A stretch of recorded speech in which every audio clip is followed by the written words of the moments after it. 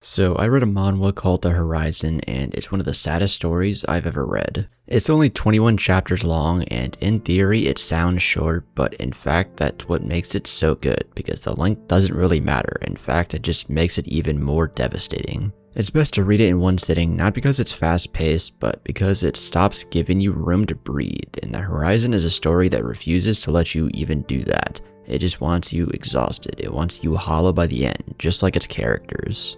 At its core, The Horizon follows two children, a boy and a girl, wandering through a world destroyed by war. There are no proper names given, so they're just the boy and the girl throughout the story. There's no countries, no politics, no factions to root for, and that absence is intentional. It's just that this isn't a story about why war happens, it's about what happens after the fact. The boy begins the story alone. He's already lost everything by the time we meet him, his family, his home, and any sense of safety. He walks along an endless road littered with corpses, abandoned vehicles, and ruins. The world is gray, empty, and suffocatingly quiet. And it works in tangent with the art and just the atmosphere of the story as a whole because it makes you feel how depressing the story actually is. This mute tone kind of happens throughout the entire manhwa, but when the boy meets the girl, it isn't a hopeful moment in the traditional sense. There's no warmth, no relief. It's more like just two survivors recognizing something familiar in each other.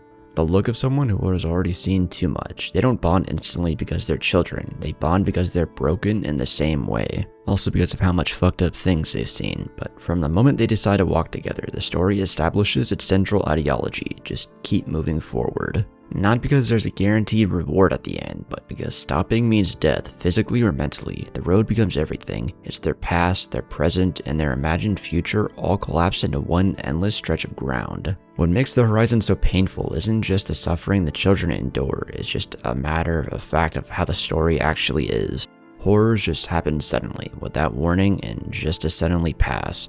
There are no long speeches about grief. The children don't get the luxury of processing trauma, they simply carry it with them and keep walking. The first major threat they encounter, the strange man, establishes this tone perfectly.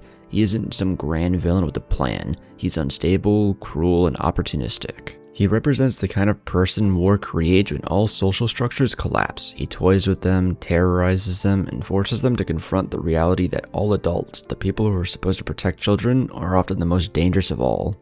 Later, the man in the suit becomes one of the most haunting figures in the entire story. He isn't openly violent at first. He speaks calmly, rationally, and talks about morality, about right and wrong, and just about survival in general. But that's just what makes him terrifying. He embodies the way people justify evil when the world falls apart. He teaches the children lessons, but those lessons come with a cost, the slow erosion of innocence. One of the most heartbreaking aspects of The Horizon is how it portrays adulthood. Adults are not saviors here. They are the cause of the war, the perpetrators of violence, and the ones who normalize cruelty. The children aren't afraid because monsters exist, they're afraid because humans exist. The girl's backstory deepens its tragedy even more. Through fragmented memories, we learn about her past, her family, and the life she lost. And those moments don't exist to soften the story, they exist to remind us what was stolen. Her bond with the boy grows not because they talk about their feelings, and pretty much shared trauma becomes its own language, which shows how fucked this story actually is. Visually though, The Horizon is deceptively simple. The art is stark, almost minimalist at times. Characters are small against massive, empty landscapes. Faces are often expressionless, not because the artist lacks detail, but because the characters are emotionally numb. The wide panels of empty road emphasize isolation, with the frequent use of negative space making the world feel endless and uncaring. The horizon itself becomes one of the most powerful symbols in the story. It represents hope, but a fragile, almost cruel kind of hope. The idea that something must exist beyond all the suffering, even if they can't see it yet.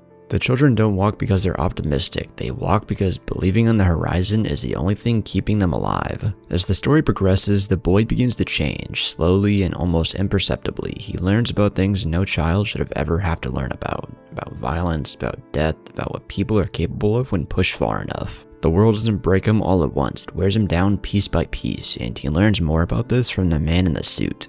But the final encounter with another boy and girl is one of the most devastating moments in the entire manhwa. They can't speak the same language as the other boy and girl are from the opposite side of the war. And the thing is, they're basically exactly like the characters we've been following so far, most likely following in similar circumstances as well. It mirrors the beginning perfectly though. Two pairs of children, guns drawn, fear replacing trust, and even though they don't share a language, they understand each other instantly, not as friends but as survivors shaped by the same brutal world. And oh boy, that encounter will definitely leave you broken. I think you just gotta read it for yourself. More going into spoilers, the story itself concludes with a time skip, showing the boy as an old man who has lived a full life but remains haunted by his trauma. He finds a young couple in the woods, and after a lifetime of bitterness is surprised when they offer him food. It's just a final, quiet testament that even in a world defined by the horrors of war, small acts of kindness can still exist. But in the end though, I think after you read it once, it's just a story that sticks with you after you finish it for a while. Not because it shocks you, because it just feels real. Like that this could actually happen if an apocalypse happened. And of course, without the apocalyptic elements in the story, I feel that this could happen in some third world country or a country ravaged by war. But what do you think?